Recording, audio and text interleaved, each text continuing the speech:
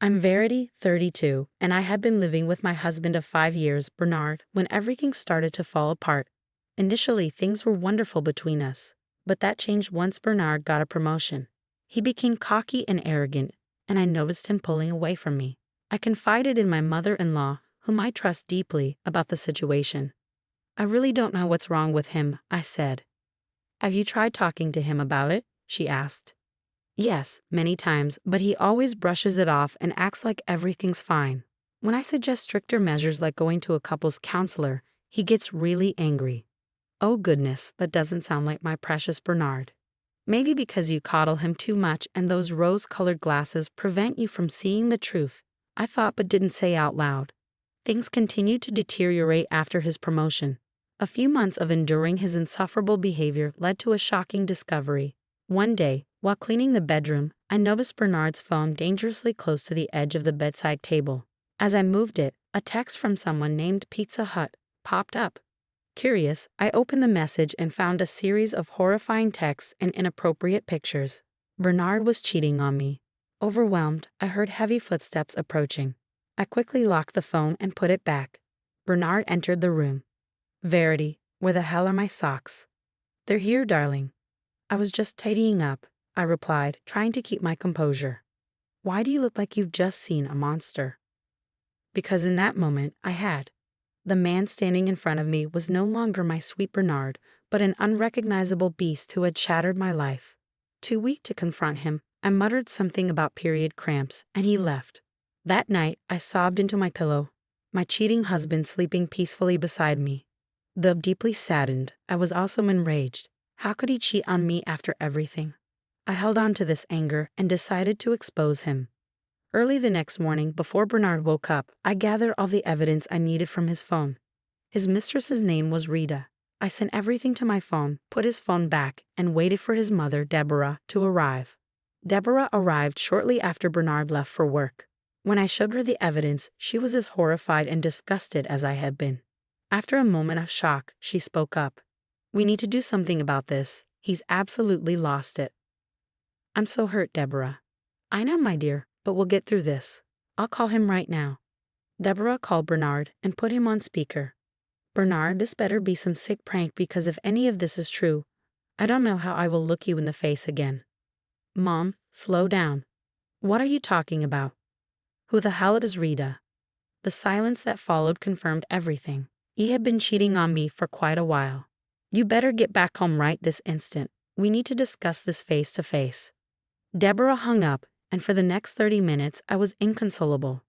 Bernard finally arrived home, bringing Rita with him. What is the meaning of this? Is this the wench? Don't call her that, Mom. I love her. What'd you just say? Yes, Verity, I'm sorry you had to find out this way, but now is as good a time as any. I am in love with Rita. She makes me happy. I've realized I am at a higher status than my past life. To put it lightly, you're like the older version of a gaming console, and Rita is like the 5 pounds. Bernard, what are you saying? Do you know what you've put Verity through? And you, how dare you get with a married man? Have you no shame? Well, Mom, I believe that we're soulmates, Rita declared. He's in love with me, and I'm in love with him. We're going to start a family together. Oh, so you think you're going to change this man? Newsflash, honey. A cheater will always be a cheater. Based on what he's just said, he will always be searching for something bigger, better, and newer. You're not special, sweetie. Take my advice and leave now before things get worse. You're young. You still have your life ahead of you. Don't tie yourself to a man like this. Enough. Bernard interrupted. I know you're hurt, Verity, but it's not my fault you let yourself go. You have to understand, as a man I have needs, and Rita fulfills them. I guess this all goes without saying, but I want a divorce. As if my heart couldn't shatter anymore, it miraculously did. I was too stunned to respond. I started to zone out of this dreadful situation, but I could hear barely audible shouting between Deborah and Bernard in the background. Amid the chaos, my phone buzzed with a text from my family lawyer. A great uncle of mine had recently passed away, and part of his will indicated that once the inheritance was properly divided among the appropriate individuals, the actual amount would be disclosed to the recipients. Uncle Henry had always been dramatic, even in death. The text read, Dear Verity, as always, I hope you're well. As you know, Your great Uncle Henry has left some inheritance money for you, but unfortunately, it's going to take a bit longer than expected to process the proper funds. Some of your family members are arguing about who gets to keep what. Please call for further clarification if needed. Take care. Knowing my crazy and toxic family, I highly doubted there'd be any money left for me. I was always last place, and the same rang true for my failed marriage. I zoned back in to hear more commotion. Verity, are you even listening? Deborah asked, exasperated. What is there to listen to? Bernard has shown us who he is, right? He doesn't want to be with me anymore, right? That's that. I can't fight for someone who won't fight for me, for us. But I will say this, Bernard. By the time your karma is finished with you, you will wish you'd never been born. I'm done here. With that, I gathered up whatever strength I had left, went to my room to pack some of my things, and walked out the front door. As I was leaving, Deborah called after me, assuring me that everything would be fixed. Bless her heart, she still believed that part of her sweet baby boy was still alive. But all I saw was a hollow shell of a man. For the next couple of weeks, I rented cheap motel rooms while Bernard began processing the divorce papers. He had friends who could help speed up the process. He acknowledged that this was hard for me and wanted to expedite things so that I didn't have to suffer any longer. Sounded to me like a guilty conscience. By this point, I was so drained I had cried all my tears. Approximately 6 months after the debacle, Bernard and I were officially divorced. Surprisingly, the process was relatively smooth because we were agreeable about most things. Bernard, being the selfish person he was, wanted to keep most of his money, knowing I had nothing to my name as a housewife. However, I didn't desire any of that money because it had turned him into such a selfish and evil man. Well, I guess that settles it then. It was nice knowing you, Verity. I hope you take care of yourself, Bernard said with an air of finality. I hope you rot in hell where you belong. I have no desire to keep in contact with you, so please refrain from doing so. Have the day you think you deserve, I retorted, stomping off. I was still jaded and hurting, but I was picking myself back up again. While I was still legally married to Bernard, I had used the money in our shared account to kickstart a small business I had always dreamed of, a little cafe that I began to rent. It was a way for me to make money since I knew I would be getting little to nothing from the divorce settlement. As I walked to my apartment complex, which I had started renting shortly after launching the business, I received an email from George, my family lawyer. I was very confused by what I read. Dear Verity, my apologies once again for the awful marital situation you're going through. But I have some good news to share with you. Please contact me at your earliest convenience. 3 hours later, George and I met at my quaint little cafe to discuss the important news he couldn't tell me over the phone. Hello, George. I hope you're well. Hey, Verity. I can tell you're hurting, so I won't take up much of your time. Let me cut to the chase. You've got the inheritance. What? What did you say? You heard me right. You've got the inheritance. I'm so sorry it took so long to finalize. Your great Uncle Henry left most of the money to you. Here's a letter from him that you need to read now that all the conditions have been met. The letter read as follows. My dear Verity, I know life has been unkind to you. You have always been put in last place by both friends and family, but I have decided that enough is enough. No more will you be subject to pain and humiliation. Please accept this inheritance money and use it to ameliorate your life in the best way you can. Knowing your toxic family members, they most likely won't be happy with the distribution of funds. But I don't care. All I care about is your health and well-being. If you're reading this now, you know that all the money you are about to receive is wholly yours. You won't have to go through any troubles or negotiations with anyone. I wanted to exempt you from this messy process, which is why you are receiving this money now. I know you will do wonderful things. All my love, your great Uncle Henry. By the time I finished reading the letter, I was sobbing. Some customers got up and left due to the scene I was making, but I didn't care. I was overwhelmed with joy. It was so refreshing to hear good news after months of crying and wondering why all of this had happened to me. How much is it? I asked, still shaking with emotion. It's $170,000, George replied. I gasped. That was a lot of money, more than enough to help me continue to grow and expand my business. Finally, things were looking up. I thanked George profusely for his loyalty and kindness, and he went on his way. That night, I called Deborah to tell her everything. You said the amount is how much? she asked, disbelief evident in her voice. Yep, you heard me right, Deborah. We were still keeping in touch despite everything. I trusted her, at least for a while, but what she did next was completely deplorable. I woke up the next morning to a slew of angry texts from none other than Bernard.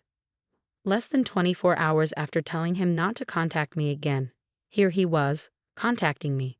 Against my better judgment, we decided to meet up to discuss whatever it was that was pressing him. A part of me still had hopes that things would change. We met at my cafe. So this is the infamous cafe. It's cute, I guess, Bernard remarked, looking around with a disdainful air. What do you want, Bernard? Haven't you taken enough from me? Let's cut to the chase. Half of that money is mine. What? My mom told me everything. She told me about the inheritance money that finally came. Talk about good timing, am I right? But anyways, we need that money. You must have lost your mind if you think I'm going to give you anything. Besides, don't you make enough money as it is? What exactly is your obsession with me? Why didn't you care when you were breaking my heart and didn't even bat an eye? What are you talking about? You knew I was a wreck. You were literally behind the wheel for all the turmoil you caused me. You watched me suffer. What else do you want from me? When will you be satisfied? When you see me in my coffin? Enough. I don't have time for this. Just give me my money and I'll be on my way. I need the money for my wedding to Rita. What exactly makes you think you're entitled to this money? Are you sick in the head? The inheritance situation was happening while we were still married, so technically, that money belongs to me. I paused, feeling embarrassed. I didn't know the technicalities like that. Was something like that possible? So give me my money. If I'm ever going to give you any money, we'll need a lawyer present. I've heard what you've said. Go home. I will contact you in the morning. Bernard begrudgingly left, angry because he couldn't control me any longer. If we'd still been married, I would have given him my kidney if he asked. But now I couldn't even look this man in the eye without feeling disgusted. In the morning, I called George and the lawyers who were helping us out with the divorce. I explained my situation, and everyone agreed in unison that what Bernard was doing wasn't logical or right. The inheritance money was finalized after signing the divorce papers, and any money that came my way was mine, which was exactly what I thought. Bernard tried to gaslight me into believing that I owed him anything. Angrily, I drove to the house that I used to call home for 5 years and knocked on the door. Eventually, someone answered. Oh hell. Move. I'm not here for you. I'm here for your evil fiancé. What is the meaning of this? Don't you dare come into my house and cause a ruckus. Oh, you mean our house? The house that we built together? You have a lot of nerve treating me the way you do, as if I wasn't good to you. I genuinely believe you should get your head checked because there are some screws loose. Where is your mother? At that moment, like clockwork, Deborah came out of the kitchen. Now, what's all this noise I'm hearing? Deborah, how could you do this to me? What do you mean? You told your trifling son about the inheritance money. What for? Don't speak to me about my son that way. I told him because, well, I believed that perhaps we could partake in some of that money. I should have known where Bernard got his cheating habit from. I guess the apple didn't fall far from the tree. All of you are sick. You're trying to siphon money from me. I'm struggling to keep afloat, and something good has happened to me for once in my life, and you people want to take that away from me. Well, too bad. I went on to explain to the bumbling fools that the money I got was completely mine, and that because the divorce papers were signed. There was no way for any of these people to get their grubby hands on my money. Of course, Bernard didn't like this news at all, and he proceeded to go on a little rampage, yelling and cursing and even breaking things. I saw his true colors because you won't believe what happened next. Bernard got into his car and drove off. I thought we were done arguing and that he went somewhere to cool off. But when I arrived at my cafe, I found it had been vandalized. The windows were broken, and most of the furniture was damaged. I immediately knew who did this and called the perpetrator. Bernard, really? You vandalized my shop? It had to be done. You aren't giving us the money. Maybe now you'll cooperate. I know you don't have security cameras, so good luck trying to press charges. Wow. Just wow. I cut the call and proceeded to call my good friend George to assess the situation. George began to laugh. We got him now, Verity. What do you mean? He's ruined everything. He's ruined my life, and even if I fix it, he'll come back again and again. Don't you see, Verity? We can sue him for this, and with that being said, we can also renegotiate the terms of your divorce settlement. But I don't have evidence. Yes, you do. There's always evidence. And sure enough, there certainly was. I discovered that the cameras that came with the building were still working. I was under the impression that they weren't functional, and I caught Bernard's vandalism very clearly. I brought this evidence to George to collate and compose a case against Bernard. Thankfully, our case was well received, and because of the nature of our tumultuous relationship, as well as the collection of all the verbal and emotional abuse that had happened to me, I was highly favored, and the judge determined that I would be receiving $20,000 from Bernard in damages.